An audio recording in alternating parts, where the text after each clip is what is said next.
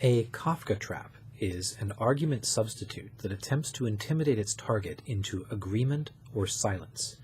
It does this by shifting attention from the issue at hand to the moral or political character of the target. Kafka traps are fallacious and socially destructive, so reasonable arguers should never use them and should identify and criticize their use. Throughout this account, I am indebted to Eric Raymond's 2010 blog post, which I link in the description below. The name Kafka trap comes from Franz Kafka's novel The Trial, in which a man is subjected to vague accusations that he cannot refute.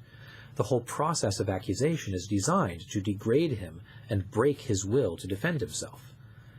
A Kafka trap is not an argument, as it does not attempt to establish a conclusion by appeal to reasons and inferences. Its goal is to gain the target's agreement with a judgment of his character, that he is guilty of or complicit in some social sin, such as racism or economic oppression. Once the target has acquiesced in this judgment, he is told that he has forfeited his moral authority to argue against critics of that oppression. The silence or cooperation of the target is the Kafka trapper's immediate goal. Eric Raymond observes, "Real crimes, actual transgressions against flesh and blood individuals, are generally not specified.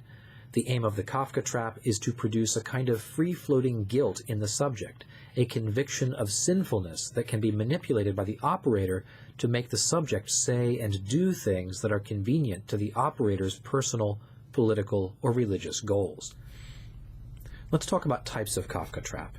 Kafka traps vary in content and in form. Each variety relies on the target's revulsion at some social evil or unpopular ideology. It does not matter whether the social evil is a real one, like racism, or is merely thought to be one, like being insufficiently opposed to witchcraft. So long as the target is convinced that his position in society or an important social group would be endangered by connection to the social evil, a Kafka trap is possible. Racism, sexism, and hatred of immigrants or homosexuals are the most common bases for a Kafka trap, though smaller social groups may have their own particular abhorred social evils. The form of a Kafka trap varies according to the accusation used to coerce the target. I have arranged and renamed some types Raymond gives into 3 broad categories, each containing 3 models, for 9 models total. The 3 Type 1 Kafka traps attack the target's profession of innocence. The Type 2 models attack the target's skepticism about the charge, and Type 3s attack the requirements of rational discourse itself. Type 1 Kafka traps are the most common and the most easily seen in light of Kafka's novel. The target's profession of innocence is used to cement more firmly the certainty of his guilt.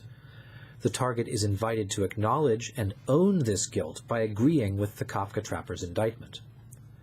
The standard Type 1 Kafka trap is Model A. Your refusal to acknowledge that you are guilty of oppression, racism, sexism, homophobia, etc. proves that you are guilty of oppression, etc. This is the standard style Kafka trap. The target's refusal to acknowledge the truth of the charge is used against him. If he admits his guilt, then he is guilty, and if he denies or even postpones admitting he is guilty, then he's guilty. Kafka trap. Notice the logical structure of the Model A Kafka trap. Premise: you refuse to acknowledge that you are guilty of X. Conclusion: you are guilty of X. Neither the premise nor the conclusion is about X, oppression, racism, etc., per se. The premise is about what the target has said, and the conclusion is about the target's character.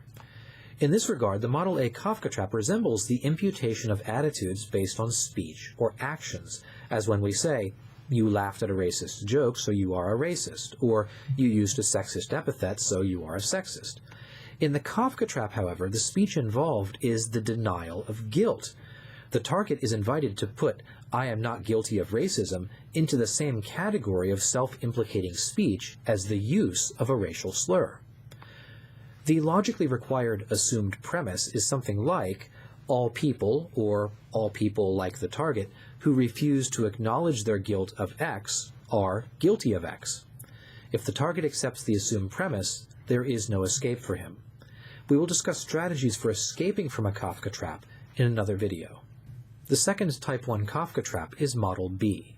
Even if you do not feel yourself to be guilty of X, you are guilty because you have benefited from the X behavior of others in the X system. Model B calls the target's attention to his position as a beneficiary of a corrupt system. It aims to produce self-condemnation based not on the target's own choices, but on the choices of other people. People who feel unresolved guilt about their unearned position in a social hierarchy are especially vulnerable to this type of Kafkatrap. Model B succeeds by getting the target to assume personal responsibility for the free choices of other people, and to seek to atone for them himself. The third Type 1 Kafkatrap is Model P. Even if you do not feel yourself to be guilty of X, you are guilty because you occupy a privileged position in the X system. Model P depends on the target's not recognizing that the demand for self-condemnation is being imposed by the Kafkatrapper's ascription of a group identity to the target. This ascription can be rejected, and the target can assert his individuality. One counterplay to this might be for the Kafkatrapper to then insist that asserting individuality is another proof that one is X.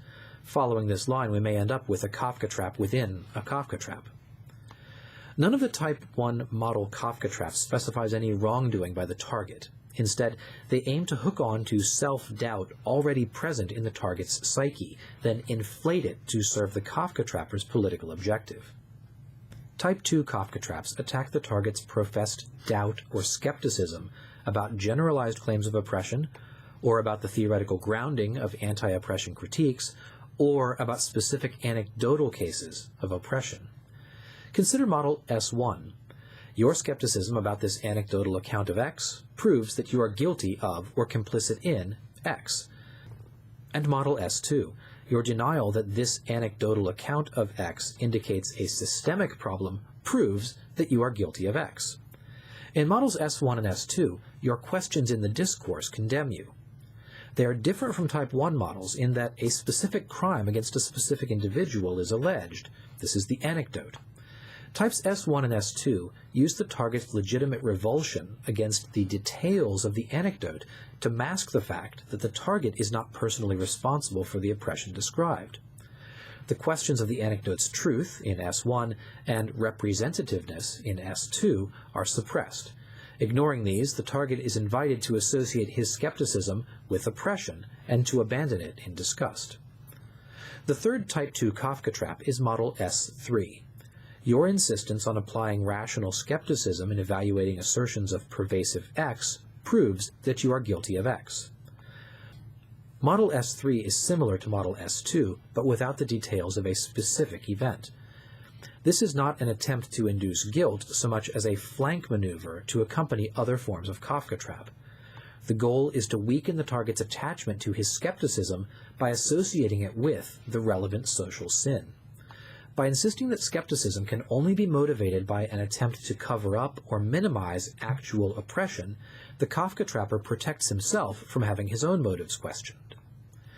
All three Type 2 Kafkatrap models attack the target's skepticism, with or without details of a specific crime.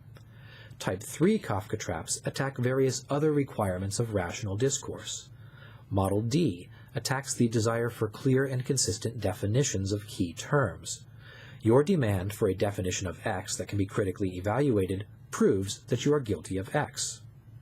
Model M suggests that the target lacks the intelligence or the virtue to embrace the grand theory behind the Kafkatrapper's ideology.